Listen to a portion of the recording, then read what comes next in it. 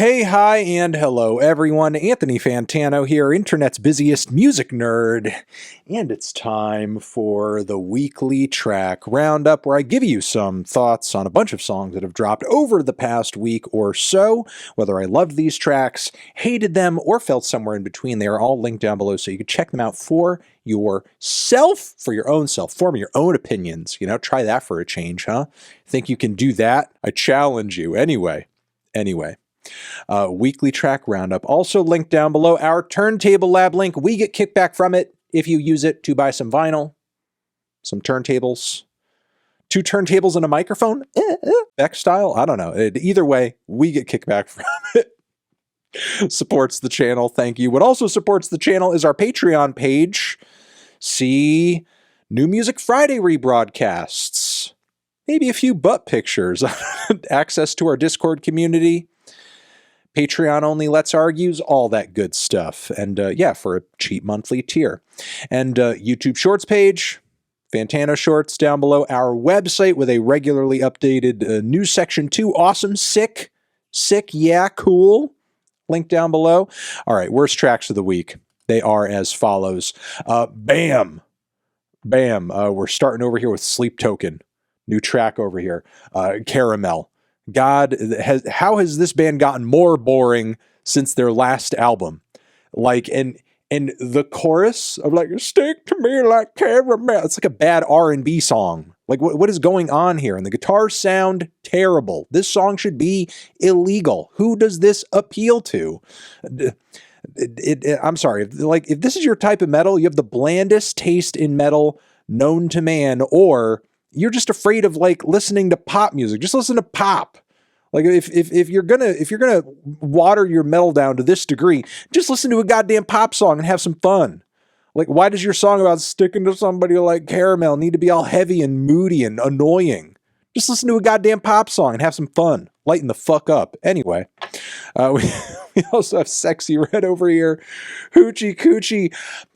You know, the more I've revisited this single, as much as I typically am a Sexyy Red supporter, I'm not crazy about this one. I'm really not crazy about this one. I think it's just kind of okay.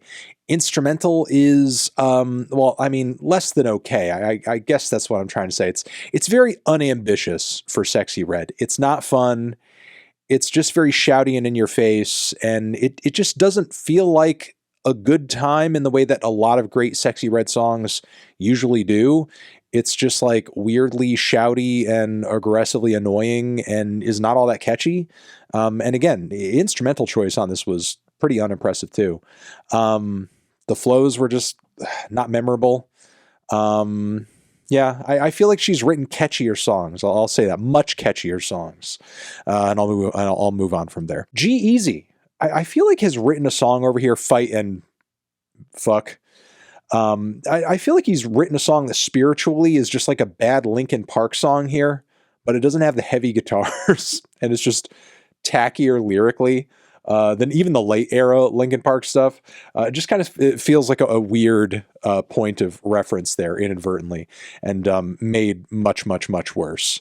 All right, moving on from there. Ed Sheeran coming back with a vaguely exotic pop bop on this one, Azizam, and yeah, it's terrible. We don't need this. I thought he was gonna, like, you know, kind of start to tone things down a bit and just do the acoustic thing and kind of get off the mainstream track and all that. He wants to give us another Shape of You. Like, what is going on? This is just obnoxious. Please stop this. The era for this is over. Just let it be in the past. And we also have The Dare coming through with a revamped version of his recent, New York project, with another disc of material, several tracks. LCA is one of them. And yeah, it just sounds like a louder, more aggressive, more annoying version of some of the worst songs on the album. It's just kind of shocking that the inspiration and abilities of this project are just so narrow. I'm hoping that if anything develops into the future with The Dare, it's like just a wee bit of versatility would be nice, rather than just dropping worse versions of tracks you've already released. All right, meh. tracks I was on the fence with. You might like them more than me. They are as follows. A new collaborative track between Lil Yachty and Veeze. Yeah, I mean, I love the soul chops on the instrumental. The vibes, I think, are there, but vocally, it's a very low level of charisma between these two. It's chill. It's listenable, but I feel like it could have been a lot more. All right, we also have Rachel Chinouriri, who has come through with a new EP. 2342, sorry, is one track off of it. Not quite as catchy as her, recent Isaac single that she put out recently.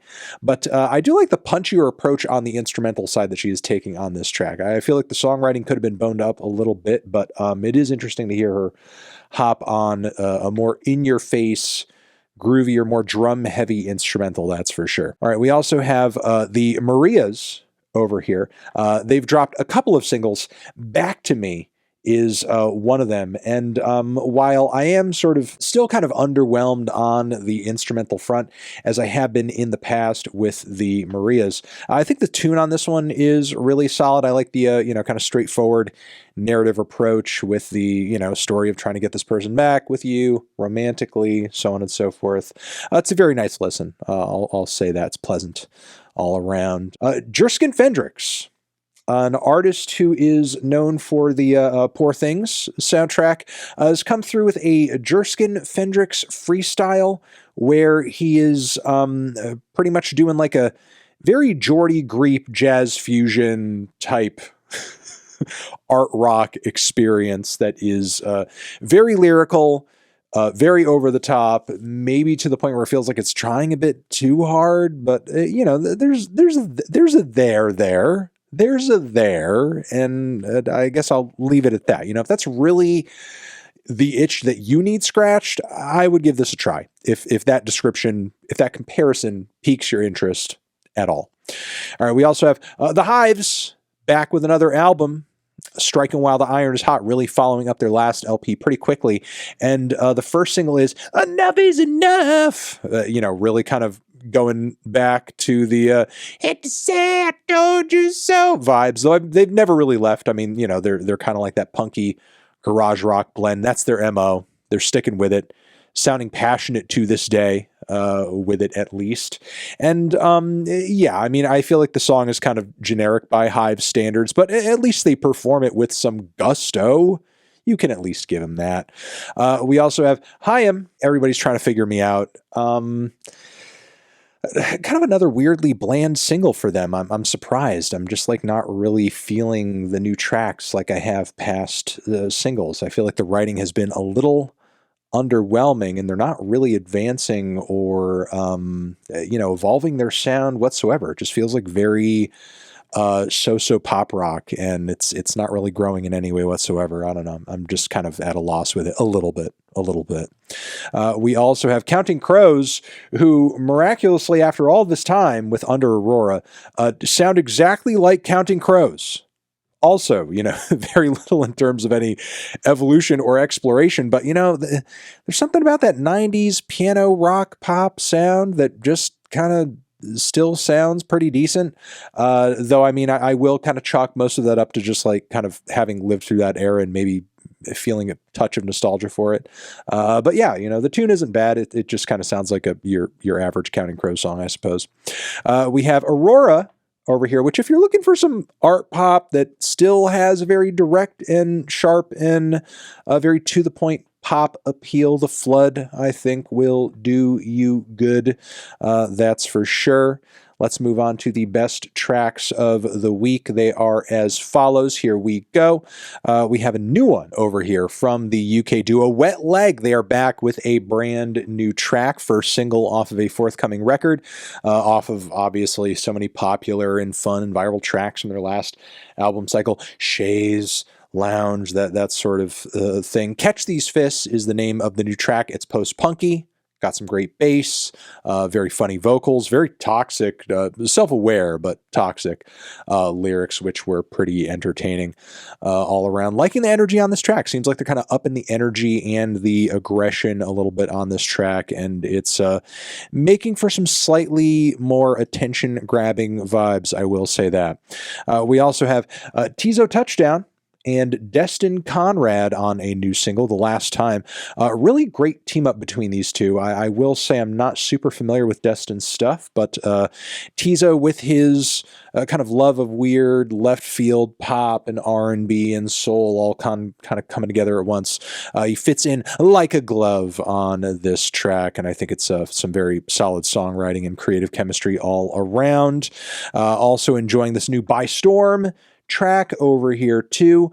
A little bit more than the last one, truth be told. Obviously, if you guys are not aware, I need to say this is the music project that has risen like a phoenix out of the ashes of the once beloved Injury Reserve, and now it sort of seems like with Richie and Parker Corey together, they're just going in much more experimental directions with their sound, and that is the case for this track over here too, which is like this very left field, weird rap, psychedelic jazz freak out. It's quite exciting and really condensed into a 5-minute blizzard of hazy and intense sounds. I'll say that.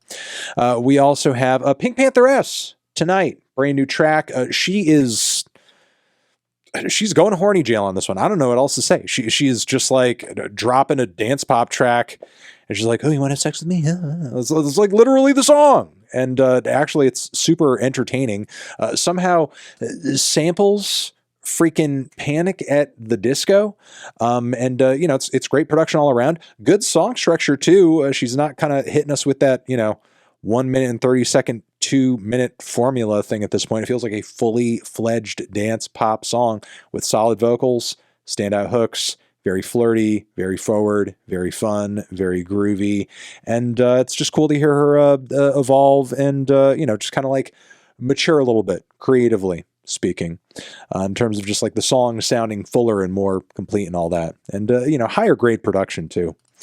All right, moving on from there. Obongjayar has hit us with another single over here. Sweet Danger is the title of this one. It's got some great West African grooves. Love that random popping up in the background. That really kind of like got me standing at attention, grabbed my attention right away, and kind of kept me locked in. Not a super varied track or anything like that. Kind of just grows with the layers and kind of puts you in a trance as it goes along, and I love it for it. All right, moving on from there. Miley Cyrus, the one and only, has come through with a couple of new singles. One I think is okay. The other I am enjoying a lot more. That would be the song Something Beautiful, which is a strangely intense, soul-infused pop ballad that, has only what I could honestly call musical jump scares. Like, she's kind of doing her thing, vocally sounding real smoky, real kind of dark and moody and so on and so forth. And then all of a sudden, all this bass and all these horn layers and all this everything just comes pouring in a way where it's like, holy crap, the volume, what? The volume jump, wow. Didn't see that coming, and it just like blasts you over and over like a Swans track. Like, it is a jump scare. Like, it is an intense explosion of instrumentation. Holy crap. It's awesome. It's impressive. It's totally unexpected and wild for Miss Cyrus. Liking the direction on this track. And look, even though I'm a little less enthused by the other song, I thought it was still impressive and better than a lot of the stuff from her last LP. So it kind of feels like Miley's getting a little adventurous on this new one. I'm liking it. We also have Laufey, who's come through with a beautiful and very kind of sharp and very witty ballad over here titled Silver Lining, where she's kind of, talking about the horrors of everything in the world and so on and so forth. But the silver lining is that she's with you. Not you, but, the you that she's writing about. And it's very cute. It's very endearing. The vocals and the instrumentation, I think, have been upgrading gradually since like her breakout record, where I thought it sounded maybe a little bit green behind the ears. This is just coming across more detailed, more experienced, more tasteful, more true to that kind of like classic vocal jazz sort of style, with just again more details, more quality playing and singing. We also have over here a track from Headrest, CCF, I'm going to Stay With You, an 8-minute monster which features bits of indie and touches of, I would say, like arena rock and 80s rock. It's quite the journey, just like the last single was. Very ambitious, a little lo-fi, all over the place, hyper creative, and looking forward to seeing how this kind of pans out into a new album for sure. And BABYMETAL has come through with a new single featuring Poppy. I mean, crazy Slipknot ass riffs all over this track, great choruses, Poppy's screams are insane, and honestly, this is a crossover that needed to happen earlier. This makes so much sense. We should get a whole album of stuff like this. I don't know. I mean, that's just me. And finally, Aesop Rock, Checkers, brand new single from him. He is as left field and as lyrical and as backpack as ever, and hits us with, I think, one of his catchiest instrumentals in a while. Fits it with a solid hook as well. And yeah, just awesome that he still has like that spark and that fire and that boldness after all of these years. But yeah, Black Hole Superette is the name of the forthcoming album, which I think it's probably one of his best album titles. Black Hole Superette. That's the weekly track roundup, everybody. Thank you very much for watching. Over here next to my head is another video you can check out. Remember all the songs I talked about. Link down below. Check them out for yourself. And you're the best. Anthony Fantano, weekly tracks forever.